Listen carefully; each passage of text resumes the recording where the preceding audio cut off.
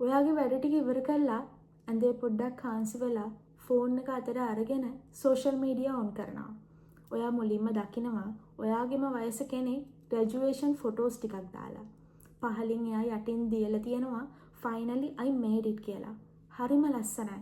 ඔයාත් හිතනවා හරිම ලස්සනයි කියලා. ඔයා තව ස්ක්‍රෝල් කරනවා. ඔයාගේ යාළුවෙක්ට අලුත් ජොබ් එකක් හම්බ වෙලා සෙලිබ්‍රේට් කරලා තියෙනවා. තවත් ස්ක්‍රෝල් කරනවා. වෙඩින් ෆොටෝස් දකිනවා. තව ස්ක්‍රෝල් කරනවා. ඔයාගේ යාළුවෙක් පුංචි බේබි කෙනෙක් එක්ක ෆැමිලි ෆොටෝස් ටිකක් දාලා.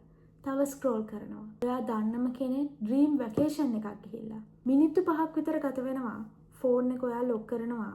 ඔයාගේ කාමරේ තිබ්බ විදියටම තියෙනවා. ඔයාගේ ඇඳත් ඒ විදියටම තියෙනවා. හැබැයි ඔයාගේ හිත සම්පූර්ණයෙන්ම වෙනස් වෙලා. ටිකකට කලින් හරිම සාමාන්‍ය විදියට හිටපු ඔයා දැන් ඔයාගේ හිතත් එක්කම ඔයාගේ ජීවිතයත් එක්කම සැක කරන්න පටන් අරන්. මම මගේ ජීවිතේ පරක්කු වැඩිද? මම මදිද? අනිත් අය හැමෝම ඉස්සරහට යනකොට මම විතරද එකම තැන ඉන්නේ? මම මේ කරන දේ හරිද? ඒ මොහොතේ ඔයාගේ කිසිම දෙයක් වෙනස් වෙලා නැහැ. ඔයා හිටපු විදියටම ඉන්නවා. හැබැයි වෙනස් වෙලා තියෙන්නේ ඔයා ඔයාගේ ජීවිතය ගැන බලන විදිහයි. හැබැයි ඔයා හිතනවා නම් මේ කතාව සෝෂල් මීඩියා නිසාම වෙච්ච දෙයක් කියලා. ඒක ඇත්ත නෙමෙයි. මම හිතන විදිහට මේක සෝෂල් මීඩියා නිසා ඇති වුණ දෙයක් නෙමෙයි. මේක ඇත්තටම පටන් ගත්තේ ඔයාගේ පොඩි කාලේ. ඔයා හිතන්න අපි මේ ලෝකෙට ඉපදෙනකොට අපි වෙනත් අයත් එක්ක කම්පෙයාර් කරන්න දන්නේ නැහැ. පුංචි දරුවෙක්ට එයාගේ වටිනාකම් ගැන එයාට සැකයක් නැහැ. එයා hina වෙනවා, ඇවිදිනවා, එයා වැටෙනවා, ආයෙත් නැගිටිනවා, ආයෙත් ඇවිදගෙන යනවා. කවුරුත් Tamanට වඩා හොඳයිද කියලා හිතන්න එයාලා දන්නේ නැහැ. හැබැයි අපි ටික ටික ලොකු වෙනකොට ලෝකයා අපිට නිහඬ පාඩමක් උගන්වනවා. ඔයා ටිකක් හිතන්න ඔයාගේ ස්කූල් එකේදී ඔයාගේ ලකුණු වලින් ඔයාගේ වෙනිය දානව නේද? පළවෙනියා, දෙවෙනියා, තුන්වෙනියා කියලා. අන්න මේ දේවල් වලින් අපි ඉගෙන ගන්නවා අපේ වටිනාකම මනින්න පුළුවන් කියලා. ඔයා හිතන්න ඔයාගේ ස්කූල් එකේ ෆස්ට් ටර්ම් එක්සෑම් එකේදී ඔයාගේ ටීචර් ඇවිල්ලා ඔයාට පේපර්ස් බෙදනවා. ඔයාගේ ආන්සර් පේපර්ස් බෙදනවා. ඔයාගේ අතට පේපරේ හම්බෙනවා. ඔයා දකිනවා ඔයාට 84යි ලකුණු. ඔයාට මාර සතුටුයි. ඔයාට ගෙදර ගිහිල්ලා අම්මට පෙන්නනකන් ඉවසිල්ලක් නැහැ. ඊට පස්සේ ඔයාගේ එහා පැත්තේ ඉන්න යාළුවට ටීචර් පේපරේ බෙදනවා. ඔයා එයාගේ පේපරේ දිහා බලනවා. එයාට ලකුණු 94යි. එකපාරටම ඔයාගේ ලකුණු 82 වෙනස් වෙලා නැහැ. කිසිම දෙයක් වෙනස් වෙලා නැහැ. හැබැයි ඔයාගේ සතුට නැති වුණා නේද? මොකද ඔයාගේ හිතේ ඔයාට තියෙන වටිනාකම අඩු වුණා.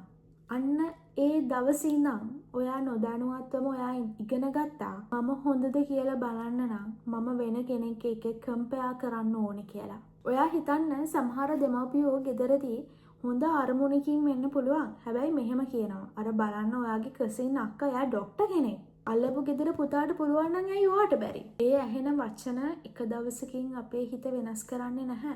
හැබැයි අවුරුදු ගාණක් ඒ දේවල් ඔයාගේ හිතට වදිනකොට කනට ඇහෙනකොට අපේ හිත ඇතුලේ විශ්වාසයක් හැදෙනවා. මම ප්‍රමාණවත්ද කියලා දැනගන්න නම් මට වෙන කෙනෙක් දිහා බලන්නම වෙනවා කියලා. අන්න ඒක තමයි මනෝවිද්‍යාවේදී අපි කියන්නේ childhood conditioning කියලා. අද ඔයාගේ වයස අවුරුදු 30, 40, 50, 60 වෙන්න පුළුවන්.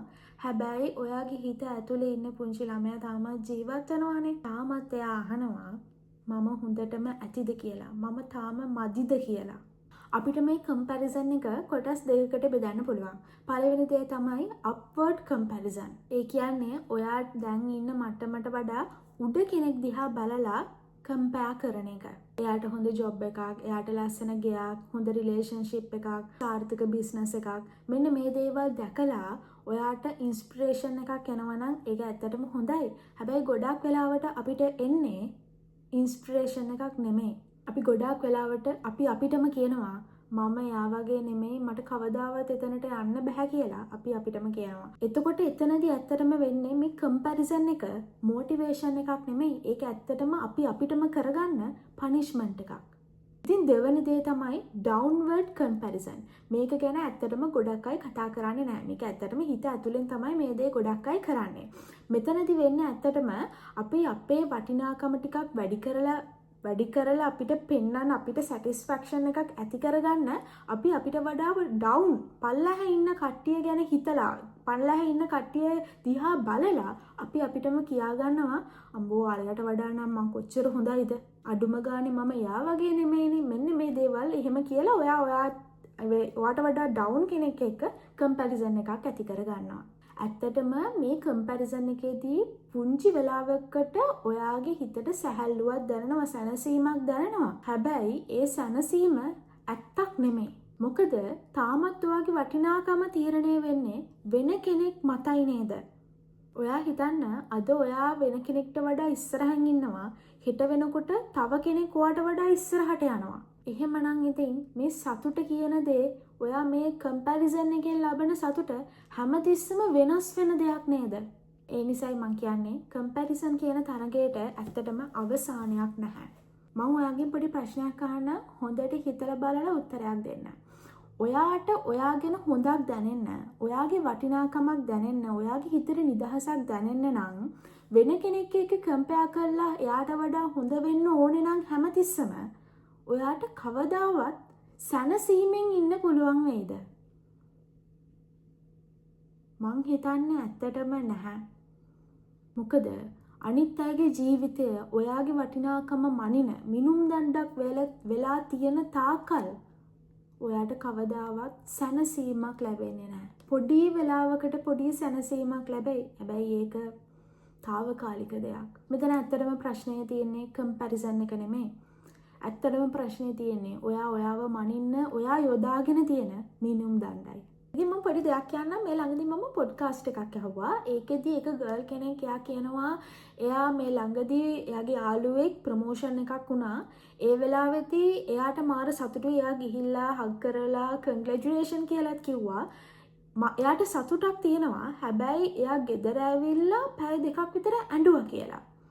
එතනදී මං හිතන්නේ එයාට ඇත්තටම තියෙන්නේ ඒ යාළුවත් එක්ක ඊර්ෂ්‍යාවක් නෙමෙයි. එයාගේ යාළුවා සාර්ථක වුණ එකට මෙයාට වෛරයක් ඒ වගේ දෙයක් නෙමෙයි මං හිතන්නේ එතන තියෙන්නේ. එයා ඇත්තටම ඇඬුවේ ඇයි මට තාම බැරි වුනේ කියලා. මම මේකට තාමත් ප්‍රමාණවත් නැද්ද කියලා හිතලා තමයි එයා ඒකට මං හිතන්නේ ඇඬුවේ. ඒකෙන් පෙන්නන්නේ එයාගේ හිත ඇතුලේ තාම සුව නොවු තුවාලයක් තියෙනවා කියලායි. මොකද එයාගේ යාළුවට ඊර්ෂ්‍යා කරන්නේ නැහැ. එයාට තියෙන්නේ ඇයි මට බැරි වුනේ? මම මේකට ප්‍රමාණවත් නැද්ද කියලා හැඟීමයි. සමහරක් විට ඔයාටත් එහෙම දැනෙනවා නම් සමහරක් විට ඔයාගේ හිත ඇතුලේ සුව නොවු තුවාලයක් ඉතිරි වෙලා තියෙනවා ඇති. ඉතින් තව විදියකට බැලුවොත් අපි හැමෝම අපේ ඔළුව උඩ නොපෙනෙන කාල සීමාවක් දාගෙන තියෙනවා. ඩෙඩ්ලයින් එකක් දාගෙන තියෙනවා. ඒ කියන්නේ අවුරුදු 20 වෙනකොට මේ දේ ඉවර කරලා තියෙන්න ඕනේ. අවුරුදු 25 වෙනකොට ග්‍රැජුවේට් වෙලා ඉන්න ඕනේ. අවුරුදු 30 වෙනකොට මැරි කරලා ගෙයක් හදලා තියෙන්න ඕනේ. අවුරුදු 35 වෙන්න කලින් ළමයි ඉන්න ඕනේ. මෙන්න මෙහෙම කියලා ටයිම් ඩෙඩ්ලයින් එකක් දාගෙන තියෙනවා. ඒ කියන්නේ මේක ඇත්තටම සොසයිටි එකෙන් තමයි අපිට මේ ඩෙඩ්ලයින් එකක් දෙන්නේ. ඇත්තටම ඊට පස්සේ ඒ තව කෙනෙක් ඒ කාල සීමාවට හරියනකොට ඒ දේවල් කරගත්තේ නැති වුණාම මිනිස්සු අනිත් අය තමන්ම හිතනවා මම හරි නරක කෙනෙක් හරි නැති මම මදි කෙනෙක් මෙන්න මෙහෙම කියලා ඒගොල්ලොම හිතා ගන්නවා. සමාජය විසින් අපිට කියනවා. ඇත්තටම ඔයා හිතන්න අපි හැමෝන්ටම මේ සමාජය අපිට දාලා තියෙන කාල සීමාවන්න තියෙන මේ ඩෙඩ්ලයින්ස් නේ තියෙන්නේ. ඇත්තටම අපිට එහෙම ඩෙඩ්ලයින් එකක් නැහැ. ඇත්තටම පොදු කාල සීමාවක් නැහැ. එක්කෙනෙක් සාර්ථක වෙනවා අවුරුදු 20 දී. තව කෙනෙක් සාර්ථක වෙනවා අවුරුදු 30 දී. තවත් කෙනෙක් සාර්ථක වෙනවා තමන්ගේ අරමුණු කරා ලං වෙනවා අවුරුදු 40 දී. ඇත්තටම ඔයා පරක්කුයි කියලා කියන්නේ ඔයාගේ ජීවිතේ දේවල්, ඔයාගේ ජීවිතේ වෙන දේවල් අනිත් අයගේ ජීවිතේ ඔරලෝසුවෙන් මනින්න ගියොත් විතරයි ඔයා පරක්කුයි වෙන්නේ. හරි දැන් අපි මේ වෙනකන් කතා කරේ අපි ඒ කම්පෙයාර් කරන්නේ මේ කම්පැරිසන් එක අපේ ජීවිතේට කොච්චරක් බලපාලා තියෙනවා කියන එකනේ. හැබැයි දැන් තමයි වැදගත්ම ප්‍රශ්නය. කොහොමද අපි මේ කම්පැරිසන් එකෙන් ගැලවෙන්නේ? මේ කම්පැරිසන් එක නැති කරගන්නේ කොහොමද? ගොඩක් අයට තියෙන ප්‍රශ්නයක් තමයි කම්පෙයාර් කරන්නේ නෑ කියලා හිතුවට මේ කම්පැරිසන් එකෙන් ගැලවෙන්න බෑ. මොකද මේක පොඩි කාලේ ඉඳන් ආපු පුරුද්දක් නේ. එතකොට මේක ටිකක් ගැලවෙන්න ටිකක් අමාරුයි. ඒ නිසා හීලින් කියලා කියන්නේ මේකෙන් සුවපත් වෙනවා කියලා කියන්නේ අනිත් අයගේ දිහා බලලා එකපාරට මේ දේවල් නවත්තන එක නෙමෙයි. ඒක එකපාරට අපිට නතර කරන්න බෑනේ. මේකෙන් සුවපත් වෙනවා කියලා කියන්නේ මේකෙන් නැති කරගන්නවා කියලා කියන්නේ අනිත් අය දිහා බලලා අපිව පහත් කරගන්න එක නතර කරන එකයි. ඉතින් පළවෙනි පියවර තමයි notice without judgment. ගොඩක් අය කරන පළවෙනි වැරද්ද තමයි ගොඩක් අය හිතනවා ඇයි මම මෙහෙම කරන්නේ මම ගොඩක් නරක කෙනෙක්ද මේ කම්පැරිසන් එක වුණාම එහෙම හිතනවා. හැබැයි ඔයාගේ මේ සිතුවිල්ල ඇත්තක් නෙමෙයි.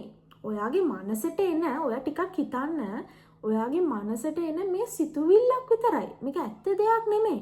ඉතින් ඊළඟ වතාවේදී කෙනෙක් සක්සස් වුණාම කෙනෙක් සාර්ථක වුණාම ඔයාට කම්පැරිසන් මොකක් හරි ඊර්ෂ්‍යා සහගත සිතුවිල්ලක් ආවම කලබල වෙන්න එපා. පොඩ්ඩක් නවතින්න හිමීට. හිමීට හුස්මක් ගන්න. ඊට පස්සේ ඔයා ඔයාටම කියන්න මම දැන් කම්පෙයා කරනවා.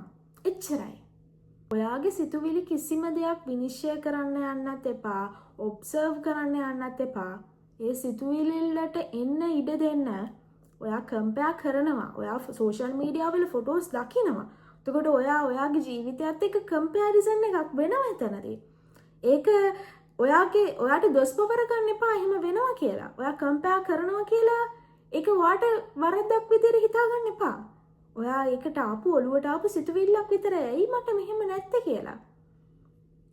ඔයා ඒක ජජ් කරන්නේ නැතුව ඔයාගේ සිතුවිල්ල නෝටිස් කරන්න. මොකද අපි යම් දෙයක් ගැන හරිම අවබෝධයෙන් බලන්න පටන් ගත්තම ඒ සිතුවිල්ලට අපි ඒ සිතුවිලි දිහා අවබෝධයෙන් බලන්න පටන් ගත්තම අපේ හිතට එන සිතුවිලි දිහා ඒ සිතුවිලි වලට අපිව පාලනය කරන්න තියෙන බලය ටික ටික අඩු වීගෙන යන්න පටන් ගන්නවා.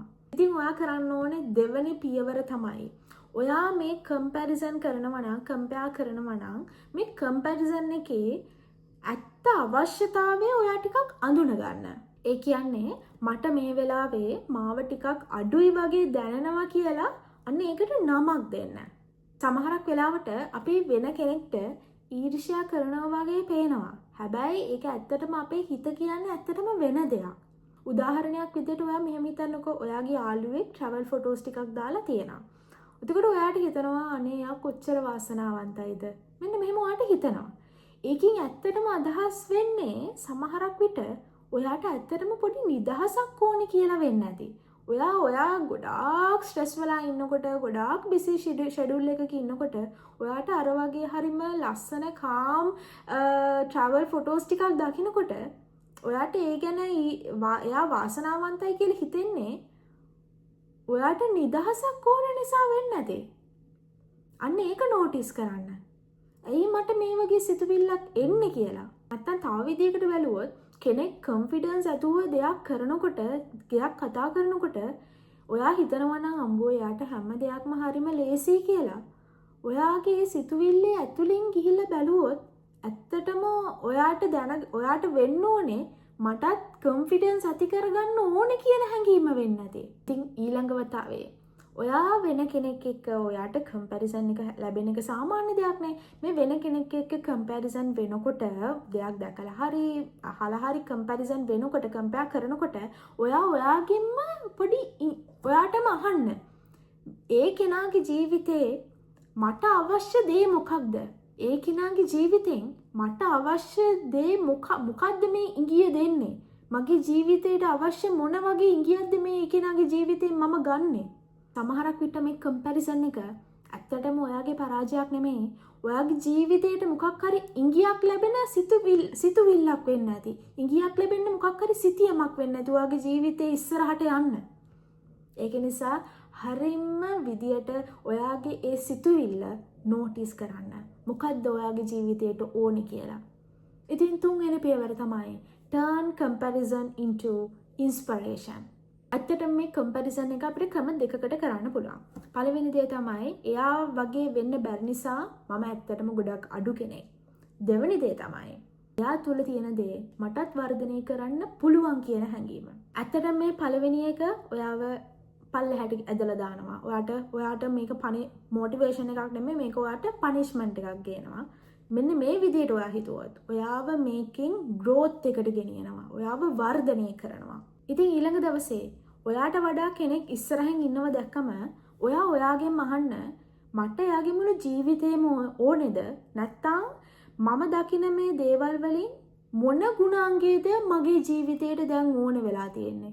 ඇයි මම මෙහෙම කම්පැරිසන් කරන්නේ මොන හේතුවක් මතද? එයාගේ ඩිසිප්ලින් එකද ඕනේ? එයාගේ කරේජ් එකද ඕනේ? එයාගේ කොන්ෆිඩන්ස් එකද ඕනේ? එයාගේ මනීද ඕනේ? එයාගේ සක්සෙස්ද ඕනේ? එයාගේ කරියර් එකද ඕනේ? එයාගේ ෆ්‍රීඩම් එකද ඕනේ? එයාගේ පේෂන් එකද ඕනේ?